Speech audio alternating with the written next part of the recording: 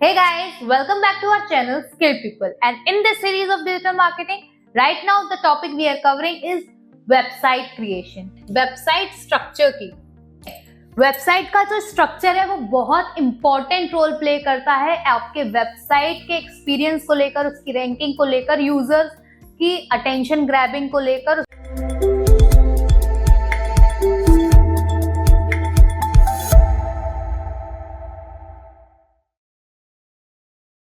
Hey guys, welcome back to our channel Skill People, and in this series of digital marketing, right now the topic we are covering is website creation. अब तक हमने इस topic में cover किया कि website होती क्या है, वेब पेज क्या होते हैं, बैक एंड फ्रंट एंड किस तरह से काम करते हैं, यूजर इंटरफेस क्या होता है, और उसके बाद हमने बात की डोमेन और होस्टिंग की। डोमेन क्या होता है, होस्टिंग क्या होती है, एक्सटेंशंस क्या होते हैं, कितने टाइप की होस्टिंग क्या होती है। अगर आपको ये सारी डिटेल जाननी है, please do check our last video जहां हमने इन सब के बारे में डिटेल में बात की है। आज की इस वीडियो में हम बात करेंगे फॉर यूजर इंटरफेस की यूजर इंटरफेस ये क्या है, और इसको ही हम आगे कैरी फॉरवर्ड करेंगे कि यूजर इंटरफेस क्या है, क्यों इंपॉर्टेंट है, और वेबसाइट स्ट्रक्चर का ऐसा क्या रोल है जिसके लिए हमें यूजर इंटरफेस के लिए इतना मेहनत करना पड़ता है। So let's get start with the video. So guys, आज हम जिस चीज के बारे में बात करेंगे, जिस टॉपिक के बारे में बात करेंगे, वो है वेबसाइट स्ट्रक्चर, या हम दूसरी भाषा में बोले तो यूजर इंटरफेस। अब देखो, जो हम बात कर रहे हैं वेबसाइट स्ट्रक्चर की,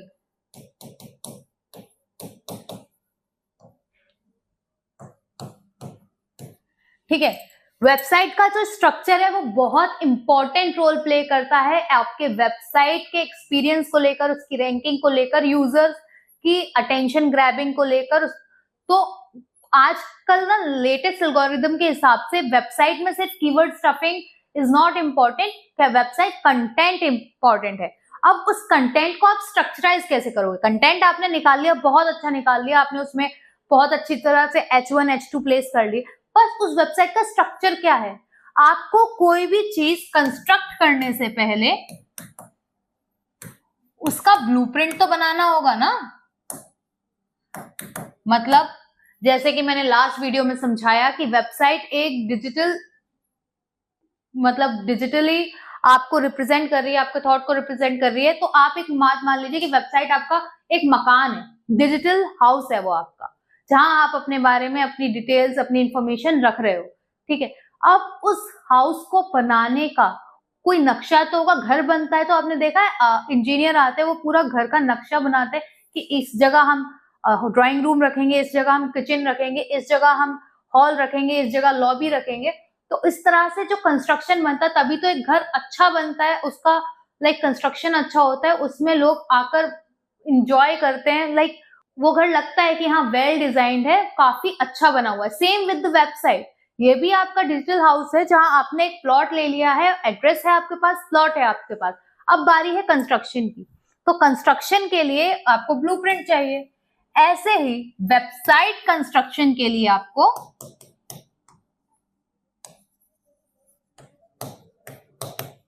वेबसाइट का स्ट्रक्चर चाहिए।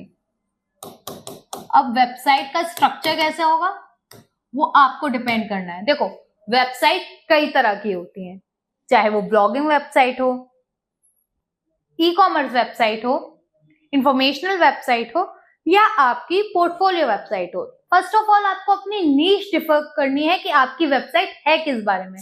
फॉर एग्जाम्पल, अगर आप इस वक्त बात कर रहे हो डिजिटल मार्केटिंग कोर्स के बारे में, आप एक डिजिटल मार्केटिंग इंस्टीट्यूट हो और आप डिजिटल मार्केटिंग कोर्स के बारे में बात कर रहे हो, तो अब आपको ये बात माननी पड़ेगी कि अच्छा, ये तो डिजिटल मार्केटिंग कोर्स के बारे में हम बात कर रहे हैं। अब आपको ये सोचना होगा कि अगर मैं ये कोर्स की बात कर रहा हूं, मुझे ये कोर्स बेचना है, तो फर्स्ट ऑफ ऑल मेरी वेबसाइट में ऐसी कौन कौन सी इंफॉर्मेशन होनी चाहिए जो स्टूडेंट को अट्रैक्ट करे।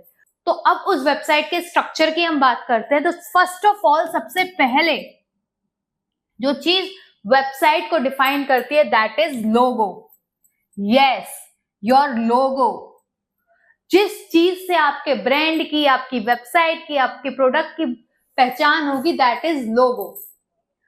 अब लोगो क्या है? देखो गाइस, लोगो बहुत छोटी चीज है, लेकिन लोगो के पीछे की साइकोलॉजी बहुत बड़ी है, समझ रहे हो आप, बहुत बड़ी। जैसे कि बड़े बड़े लोग करोड़ों करोड़ों खर्च करते हैं सिर्फ एक लोगो बनाने के लिए। फॉर एग्जाम्पल ये किसका लोगो है? मैकडोनल्ड्स का। आपने सिर्फ एम लिखते ही पहचान लिया। अब मैं इसे और सिग्निफिकेंट करूं तो लोगो, ठीक है, लोगो बहुत इंपॉर्टेंट चीज होती है। इस आपके पूरे ब्रांड की विजिबिलिटी इस चीज के ऊपर डिपेंड करती है। जैसे अगर मैं यहाँ एम बनाऊं, दैट इज फॉर मैकडोनल्ड्स, लोग दूर से समझ, अभी तो ये रेड से है, पर अगर मैं येलो से ये एम बनाती तो लोग दूर से समझ पाते। फॉर एग्जाम्पल अगर मैं केस स्टडी आपको बताऊं तो बास्किन रॉबिन्स, बास्किन रॉबिन्स का ना लोगो कुछ ऐसा है। ये आपको समझ में आ रहा है? देखो अब इस लोगो के अंदर ना कितनी है, ये 13, 12, 31। बास्किन रॉबिन्स जब मार्केट में आया था उसने बोला था कि मेरे पास 31 फ्लेवर्स ऑफ चॉकलेट आइसक्रीम है, तो इसके इस लोगो में ये बात डिफाइन थी। अब इसका जो नया लोगो आया है वो कुछ ऐसा आया है।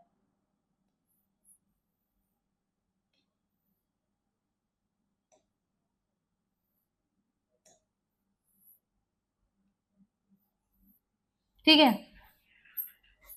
यहां क्या है, बास्किन रॉबिन्स का BR है, ठीक है, 31 का 31 है, 12 का 12 है, 13, 12। उसने अपने इस लोगो के अंदर फुल डिटेल दी है कि 13, 12 क्यों दिया हुआ है, ये जानना आपकी जिम्मेदारी है। और प्लीज कमेंट बॉक्स में बताइए कि बास्किन रॉबिन्स में जो 13 और 12 बनता है वो क्यों बनता है। अब उसने क्या है, अब उसने 81 फ्लेवर्स डाले हैं, तो अब उसने नया लोगो में ये 81 लिखा हुआ है, ध्यान से देखोगे तो सोच रहे हो उस बंदे ने कितनी मेहनत की है एक लोगो बनाने में। ठीक है, कोका कोला में अगर आपने देखा होगा तो जो कोका कोला का ऐसे करके